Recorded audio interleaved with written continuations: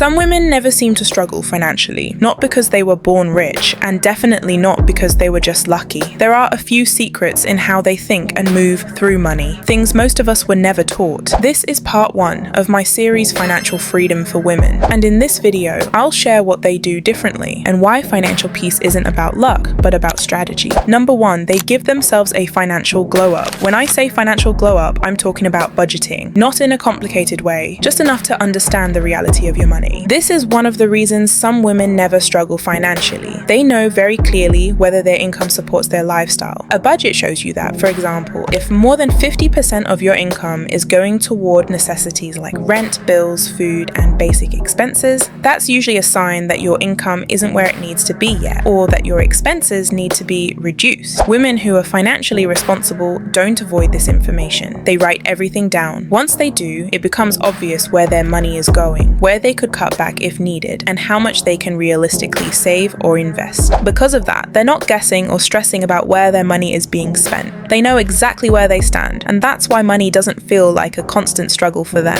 A very rough idea is using a well-known rule called the 50-30-20 rule. This means you put 50% of your income toward essentials, such as housing and bills. Then you can spend 30% on fun things like meals out and holidays, and 20% goes straight into your savings. As a basic formula, it covers off your must-haves, your nice-to-haves, and what you hope to have in future. It won't suit everyone, of course, but you could always tweak the percentages and see if that fits your finances better. Whatever you decide is your budget, so it's got to work for you. We'll talk about this in much more detail in the next videos of this series, where I'll show you exactly how to budget, so make sure to subscribe. Number 2, they are proactive about their careers. Another reason some women never struggle financially is because they are proactive about their careers. They don't just pick something they like and hope it pays. They look at how the market actually works. They research which fields pay well in the country they live in and at what stage of the career. Because higher education on its own doesn't guarantee anything, especially in Europe, where many highly educated people are underpaid for years. Some women figure this out early. They understand that not all degrees lead to income, not all professions scale, and not all prestigious jobs pay well, especially at the beginning. So they make strategic choices. They either choose sectors that pay better long term, or they combine their degree with skills the market actually values, or they move into roles that are closer to money like sales, business, consulting, tech, finance, and management. And most importantly, they don't stay passive. They upskill. They change direction when something clearly isn't working. They don't wait 10 years hoping salaries will magically improve. That's why they struggle less financially. Not because they chose the right degree,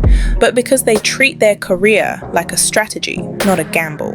Number 3, they see money as a multiplier. Another reason some women never struggle financially is because of how they understand money. They don't see money only as something to be spent. They see it as a multiplier. In economics, this idea is known as the multiplier effect, the concept that money, depending on how it's used, can create more value than its original amount. And this doesn't only apply to governments or markets, it applies on a personal level too. Here's a simple example. If I gave you $1, you'd probably spend it immediately because you'd assume it has no real value. You wouldn't think of buying something to resell for $10. You wouldn't think of investing it. You wouldn't think of using it as a starting point. You'd just get rid of it. Women who don't struggle financially think differently. They don't ask, what can I buy with this? They ask, how can this grow? They instinctively look for the multiplicative potential of money, whether that's through investing, acquiring skills, building assets, or creating opportunities that generate returns. And this way of thinking is backed up by something we've seen again and again. There are countless cases of people who suddenly came into large amounts of money through lotteries, jackpots, or inheritance, and still lost everything within 2 or 3 years. Not because the money wasn't enough, but because their mindset didn't change. In many cases, they ended up in a worse financial position than before. Number 4, they make money decisions from clarity, not pressure. Another reason some women never struggle financially has nothing to do with income and everything to do with their inner state. They don't make money decisions from pressure, they make them from clarity. Research in the psychology of money and behavioral finance shows that when people feel unsafe,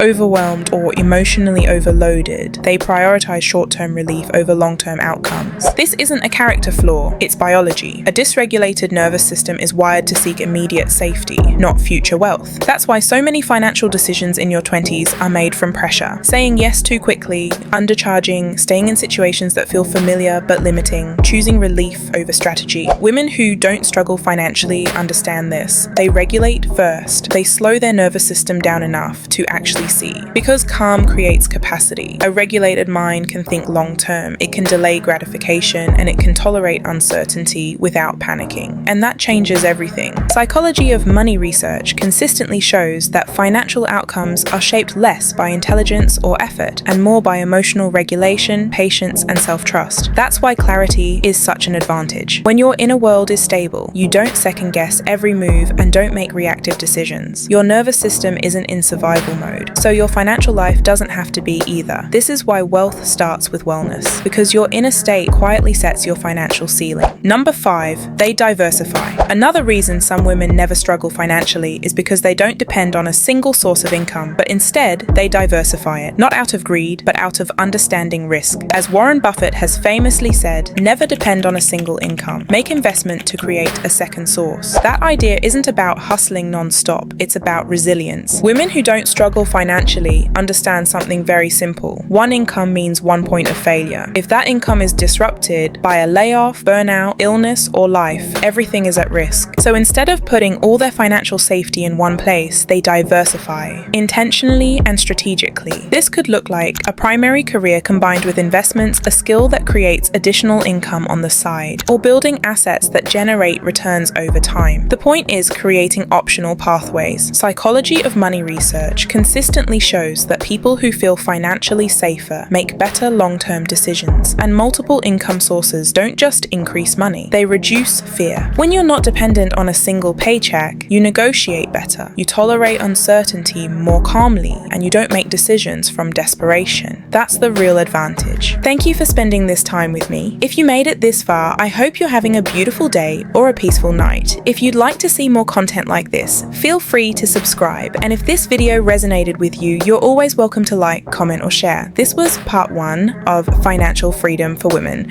We'll go deeper in the next videos because guess what? We are just getting started. So stay tuned. Until next time, stay soft, stay intentional, and enjoy the process. Take care.